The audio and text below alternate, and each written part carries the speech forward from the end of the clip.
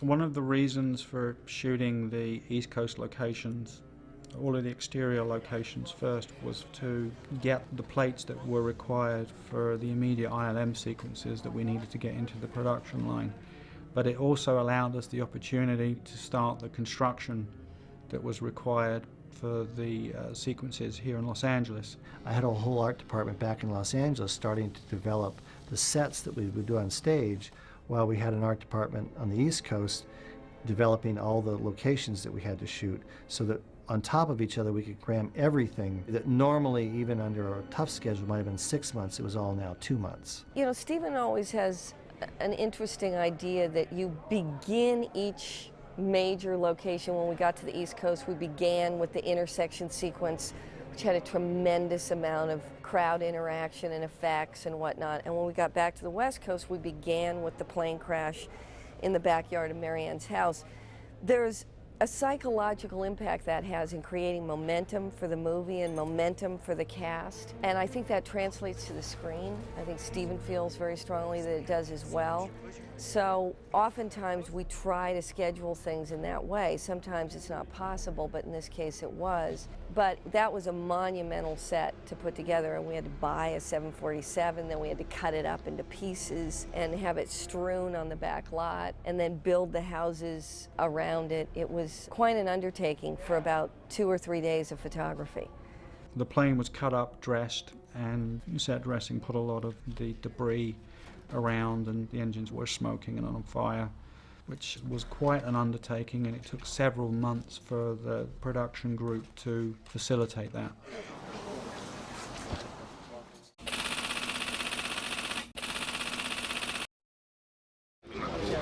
She's got this whole Scarlett O'Hara thing going on, you know what I mean?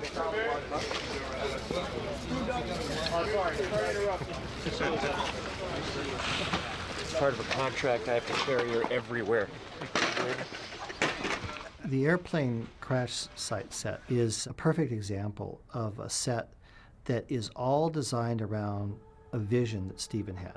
And as you walk behind the engine, we go this way and reveal everything. He had an image of coming up the cellar stairs, coming out, and revealing the house virtually intact for a moment, until suddenly, as he's pulling back, you reveal a part of an engine, and as Tom or Ray walks past, you reveal the bigger picture, which is the entire neighborhood is destroyed.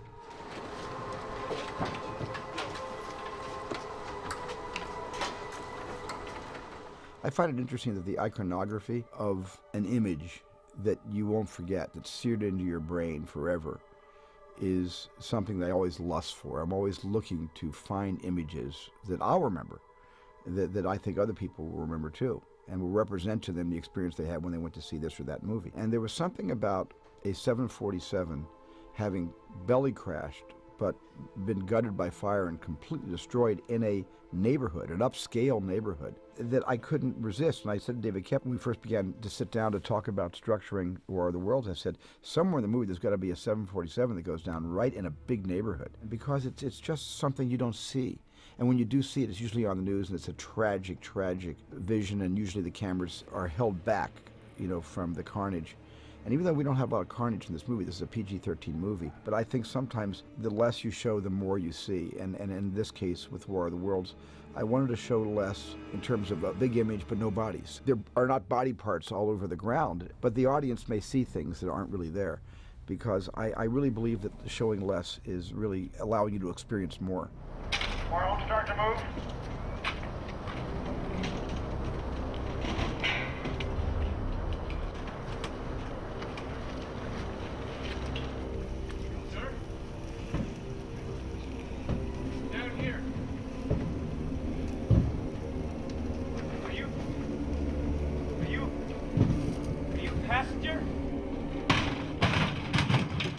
The look of the movie, like all of his pictures, are very unique. And what Stephen wanted to do is to have it feel visceral and real. Push in.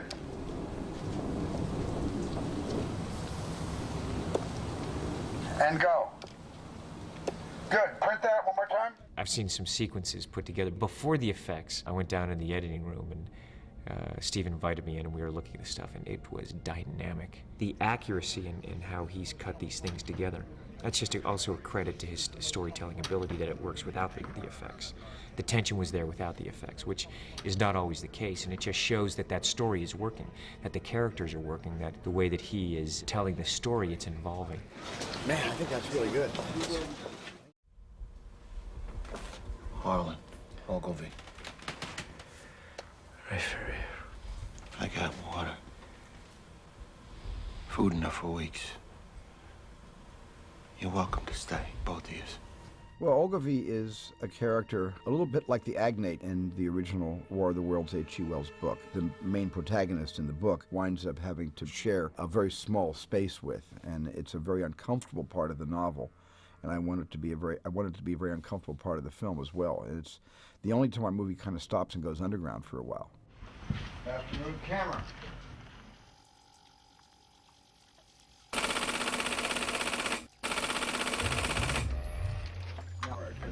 You'll come in first, Tim, like this. Me?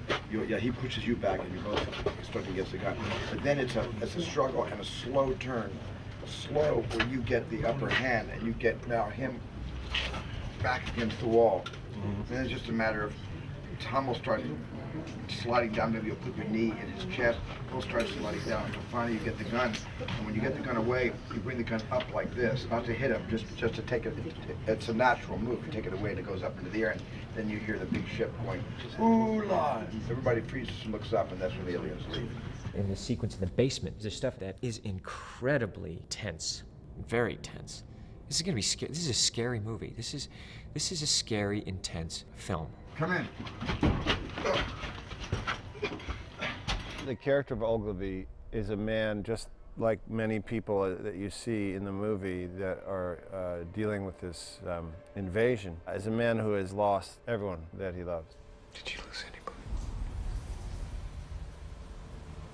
All of them. He's an ambulance driver in New York City. He comes home to discover that his family's gone. So he flees with the rest of the people, but somehow makes it past a lot of the obstacles that were placed before him and makes his way to this farmhouse, which isn't his, and takes shelter in this basement.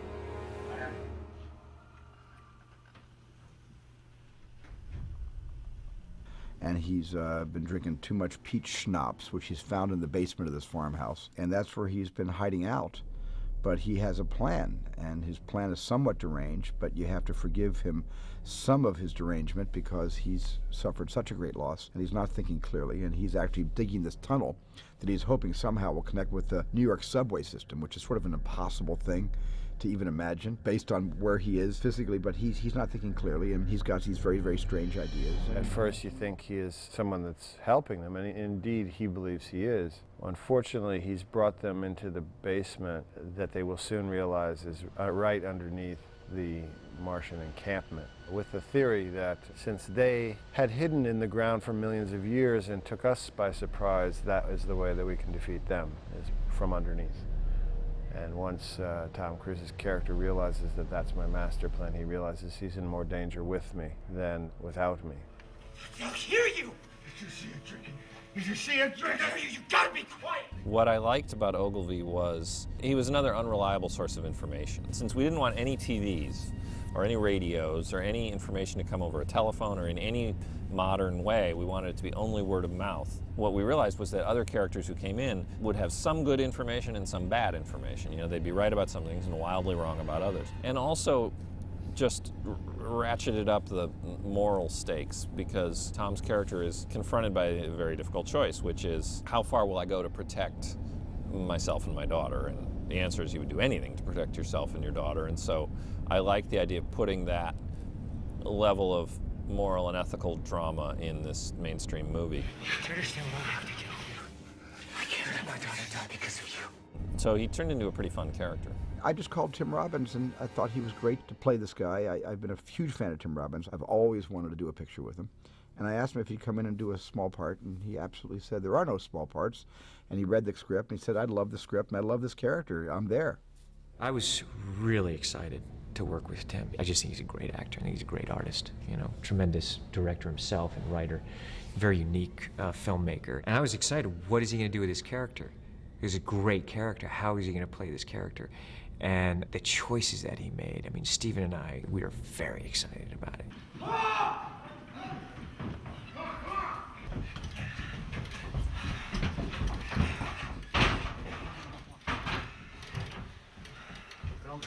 When we first see him, I wanted him to have a hood, and you don't really know, and you just have this shadowy figure kind of beckoning them in. And then a slow reveal, and I just wanted one thing which was really odd about him. I thought that he would hang his hoodie on the back of his head, but his arms would not be in it. And it was just a sort of quirky, slight thing that you'd go, oh, you know, at the point you're starting to think, okay, what's this guy doing? What's he like? You know, how mad is he? And then you go down to this raw state with his wife beater. Tim, turn, pan. In the costume, I asked for parts of my family, pieces of them, something I would take that would remind me of them, like this shirt from my son, or an action figure, or a bunny from my daughter, or my wife's wedding ring. And I don't think it's not important that it's never really talked about in dialogue, but it was just a way to fill out the details of someone that had no time to mourn, no time to deal with anything but running to get away. Look, just look. Now just sink down, right there, just sink down. And cut, good. Very cool, very cool. Working with Stephen has been very collaborative, and his insight into the character has been invaluable. Just like you're digging your way out.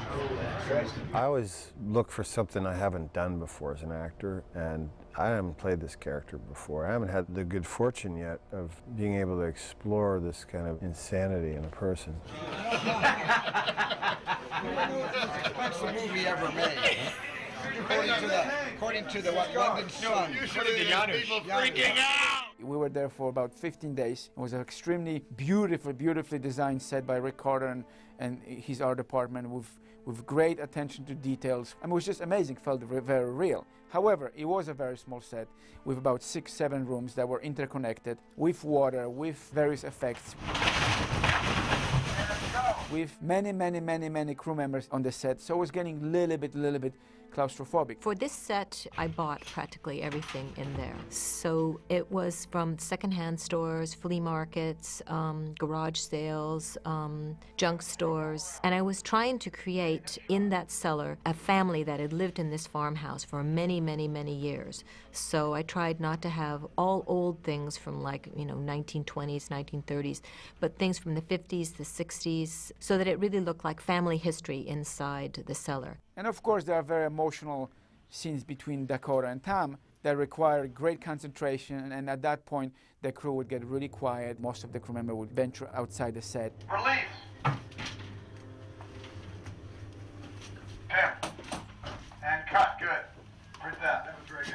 During the scene, I actually caught myself thinking, wow, this is really weird. You know, this is crazy. What if this is actually happening? It would be crazy. In between takes, I was thinking about that, you know.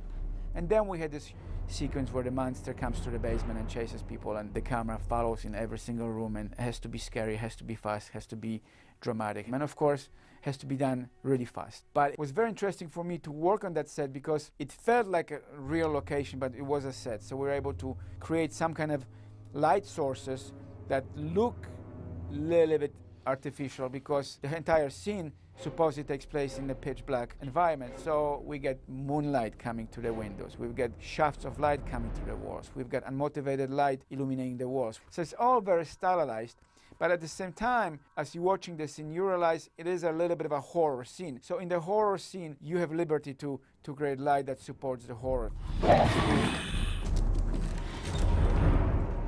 Well, it's always important when we're doing visual effects work for the actors to have an idea of what it is that they're dealing with.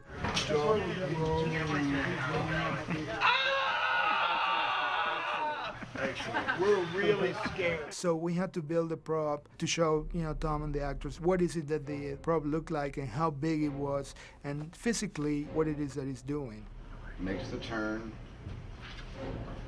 comes in a little higher, like that.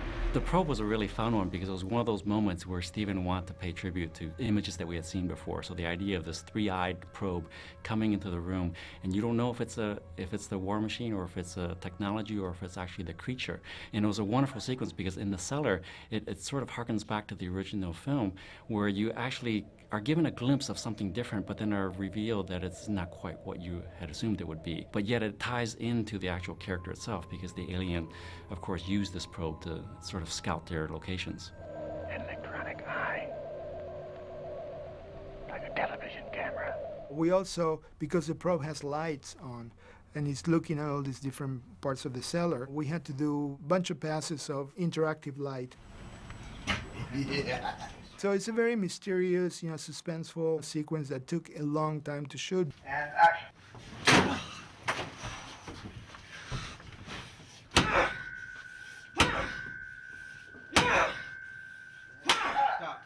I think it's a very brave thing for Steven to basically go into this cellar and spend 20 minutes in this very intense confrontation with Ogilvy. And I don't think people are going to expect that. And I think they're going to be completely mesmerized by that. Clear his face with the gun, slowly. Look up at him, Tom. But I think it's the very thing that separates this movie from a lot of other movies that are similar in this genre, is that it is very character-driven. It's very specific to the dynamic of this family and the dynamic of survival. And I think consequently, it allows the audience to get extremely personally involved in these people. What? What? The dog tracking camera. Third place. And the events surrounding them are extraordinary, but the reason they're going to stay involved in this movie is because of the dynamic between this family. I did this one scene in the basement. Left wing. And the probe comes in and is looking right at my face right there. And I had to do like 10 screams, like all in a row. And everybody afterwards, everybody was like this, trying to get it out of their head. Look, all the way fast. Light.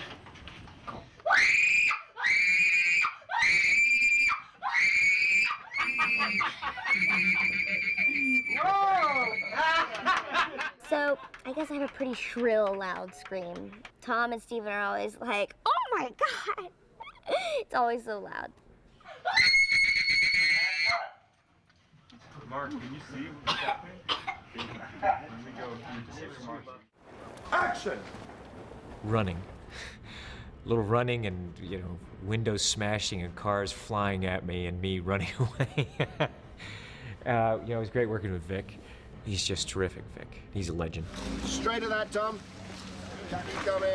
And just hold it there. My benchmark's always been with Indiana Jones, with Bond, and nearly everything I do in the superhero category is take the truth and sort of stretch it about 15%, because the audience will then accept that your superhero can do that. And although Tom is a real man in this, he's still, to a certain degree, a superhero, I would say. And that's what the audience want to see. So it's a similar approach, but I'm very, very particular about that. I hate to sort of ruin the integrity of a story or any piece of action just purely blowing something up or shooting something. I'd much rather do less than more.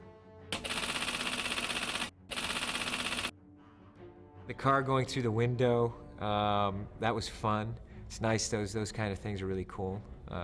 Get your adrenaline going. Action! That's a typical example of tying real action in with your actors in a CG-driven movie.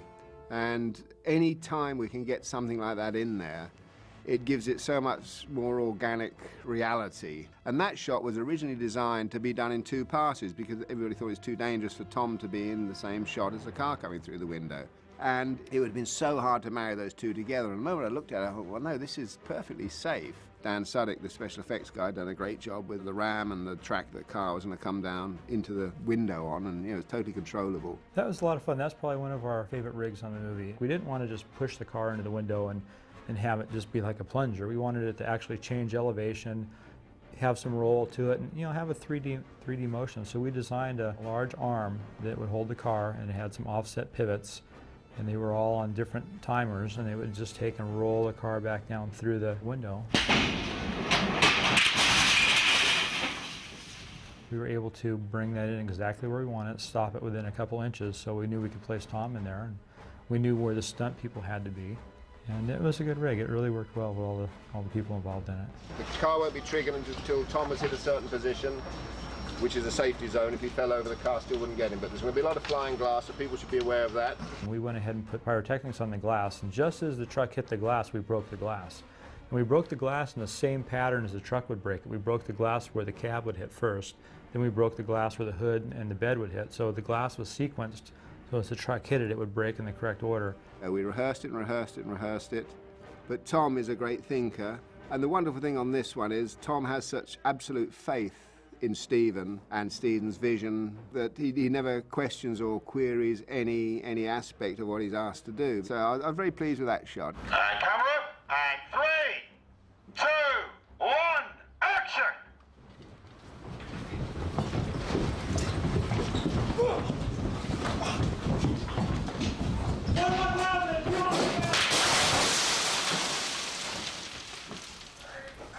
And I also love the way we do this in movies, where we shoot that here and put it back in to the shot that we did in New York. When it comes together, it's all part of this wonderful puzzle they call filmmaking. It's very exciting. That's great. Terrific. Good.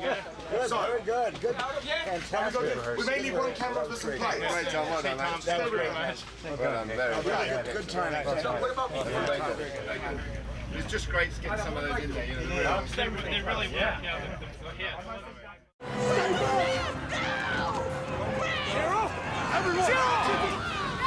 Everybody get to the front of the boat! There's still room on the boat! There's room on the boat!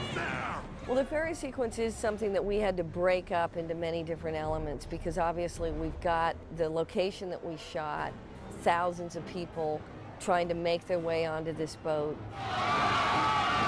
Then we've got the boat having to tip over, all the cars falling into the water, people falling into the water.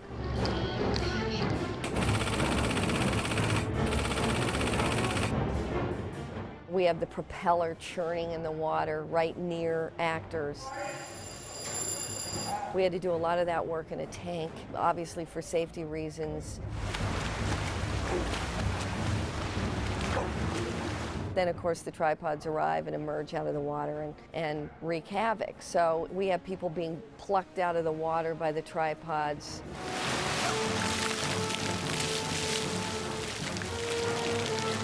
So many, many components. During that sequence, we know the ferry rolls over, and when it does, there's some cars that fall into the water. Tom jumps in the water. So what we needed was Tom in the water with cars passing him, so that we could get those pieces of the puzzle in camera. And we built some rigs where we could take cars and run them underwater, and we could have them intersect Tom and have Tom interacting with the car and everything interacting with the water. We have another shot in there where we wanted to have Tom in the water looking up at a big propeller. So we built pieces where we had something that simulated a propeller, but it threw the water. It was really safe to put Tom close to that.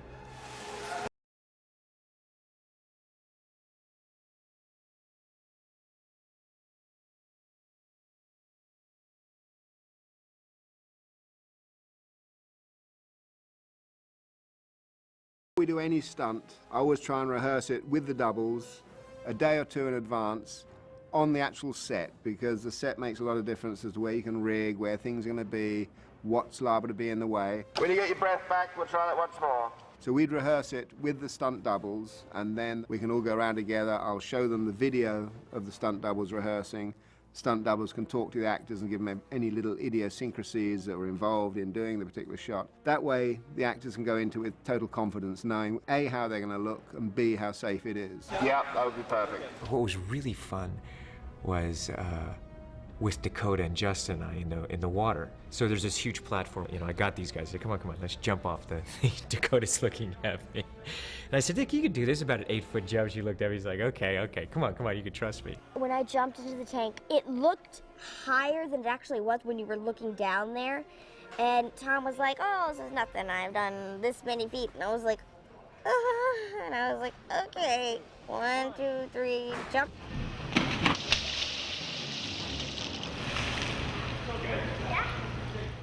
It was crazy. And they were jumping up with their flippers, and they were like, we're going to try not to hit your head with our flippers.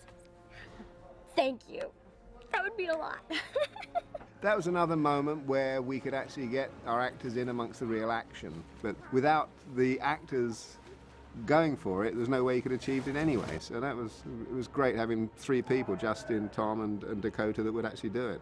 One of the shots, I had to take her to the bottom of the pool, and I actually had weights that I had to hold on to. So she would hang on to me, and I'd have these weights, and we'd drop down 14 feet, fast. And then we had to take our masks off. I had to look at her and look at Justin, and then I'd have to swim up. You know, the first take, it actually took me a little bit longer to kick up to the top. And I'm not worried about me, I'm worried about Dakota, and I'm starting to run out of breath. I look at Dakota, I'd say, look, if there's anything you don't feel comfortable with, you gotta tell me. She just said, look, maybe you could go a little faster to the top, Tom, because I'm kicking up the whole way. I said, okay, I'll work on it. I know how to fix it, so I did some things to fix it. Look up toward camera, look up toward camera, freaked out, let some air out of your mouth, and bail. We were just laughing a lot when we were doing that. Tom, can you just let one bubble out of your right nostril? This sequence does run the gauntlet of everything you can add to a sequence or add to a movie. We've got the stunt people, we've got the location work, we've got the CGI work, we've got fire, we've got explosions that we do here. We're adding rain, we're adding snow. I mean, we've got about everything but the kitchen sink in the sequence. And Stephen is a master of combining all those elements and conducting a sequence, so to speak, so that everything comes together. Great day, thank you guys. Good day, thank you.